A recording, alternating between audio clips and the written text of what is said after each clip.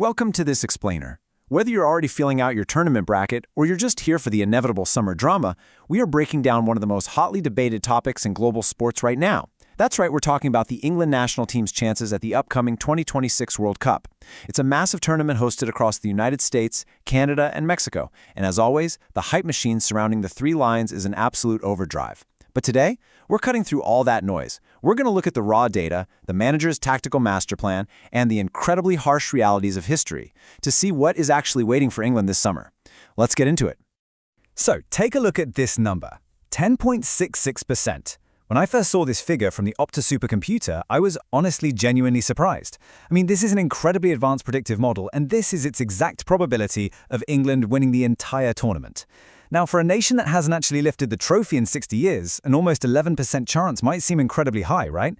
It immediately begs the core question for this whole explainer. Is this data-driven optimism actually justified, or are we just falling into the exact same old trap of overhyping a talented squad? Okay, let's dive into this full picture. Here are the top 4 favorites according to that same Opta supercomputer.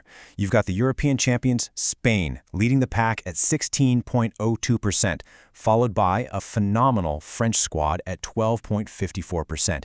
But look at who sits in third. England, at 10.66%, is statistically favored over the defending World Cup champions, Lionel Messi's Argentina, who are sitting right behind them at 10.09%. The algorithms clearly believe in the sheer quality surging through the English ranks, but, well, as any football fan knows, tournaments are not played on a spreadsheet. Section 1. Decades of Heartbreak. The Weight of History. Because, let's be real, you simply cannot analyze an England World Cup campaign without unpacking their massive historical baggage. Let's walk through this agonizing roller coaster of a timeline. It all starts, and frankly kind of peaks, in 1966 with their singular, famous victory on home soil. Since then, it's basically been a catalog of near misses and absolute heartbreak. You have the 1990 penalty shootout failure against West Germany, the infamous 1998 David Beckham red card, and the subsequent penalty loss to Argentina.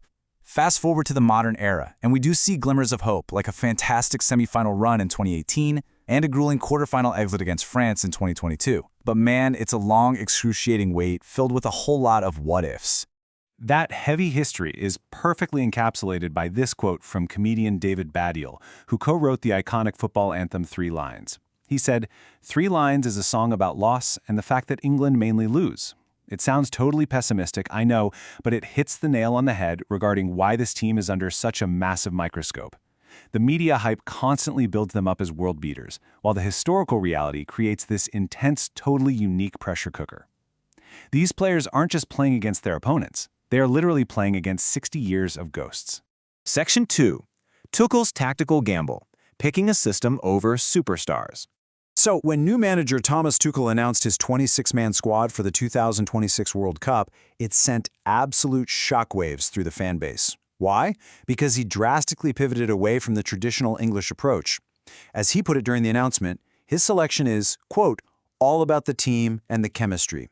He isn't simply looking at a list of the 26 most individually talented English players on paper and just throwing them onto a plane. No, he is meticulously building a highly specific tactical machine, and he's only selecting players who fit flawlessly into it. Now, what's really interesting here is the stark contrast. Think about traditional English squads. They often prioritize pure technical ability, basically cramming the biggest names into a starting 11. Just think of the mid-2000s trying to awkwardly force Gerrard, Lampard, and Scholes into the exact same midfield. Spoiler alert, it rarely worked. Now compare that to Tuchel's squad. It's built for pressing intensity, blistering transition football, and supreme athleticism. He wants aggressive players who can recover quickly, rather than just technical wizards who want to dominate slow possession. It's a complete paradigm shift. And because of that philosophy, we saw some absolute superstar casualties. It's almost hard to believe, but look at the omitted players.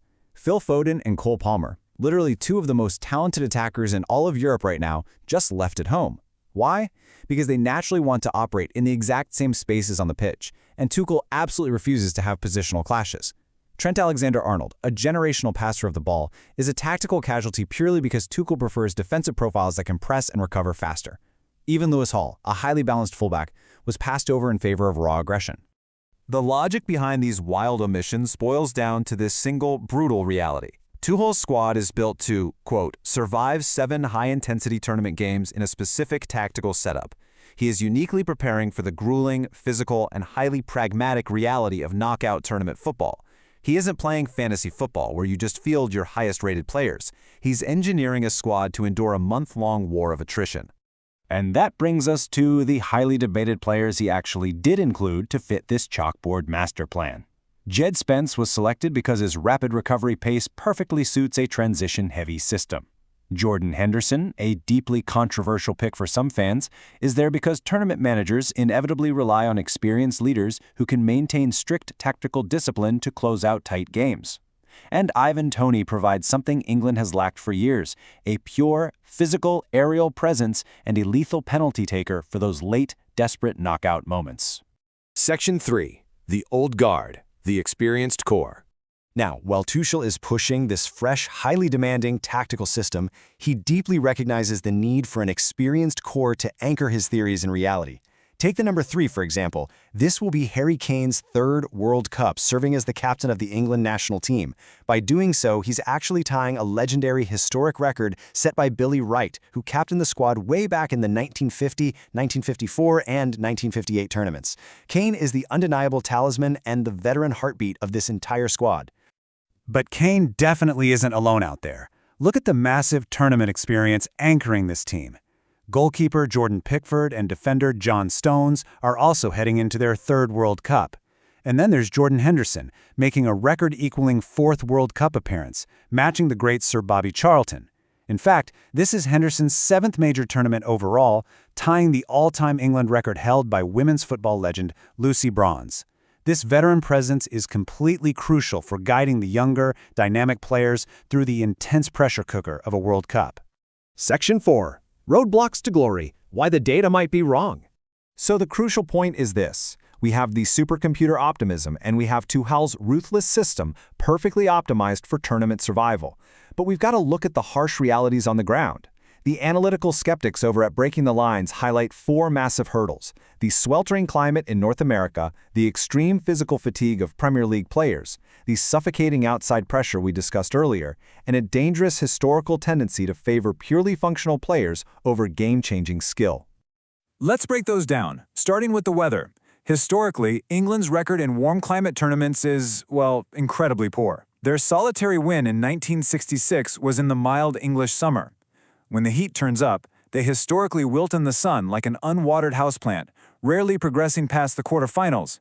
The summer conditions across the United States and Mexico will be intense, and history tells us this heavily favors South American teams like Brazil and Argentina, who are vastly more accustomed to playing high-stakes football in these sweltering temperatures. Now combine that intense heat with a frankly terrifying equation for English fans. Premier League fatigue equals a higher risk of muscle injuries. The English domestic league is famously a relentless, physical war of attrition. By the time the season ends in May, these players are literally running on empty. Breaking the Lines rightly points out that this extreme fatigue leaves the squad highly susceptible to muscle tears and strains before the tournament even reaches its crucial knockout phases. Section 5. The Final Verdict. Can a system beat history? So here's where we stand. We have the data-driven algorithms placing England as a top 3 favorite and a manager making ruthless, system-based decisions to build a team purely meant to survive a grueling 7-game gauntlet. But we also have the inescapable, heavy realities of historical failures, extreme weather, and exhausted legs. It all leaves us with this final provocative question to ponder before the summer arrives. Can a new tactical blueprint actually overcome decades of history?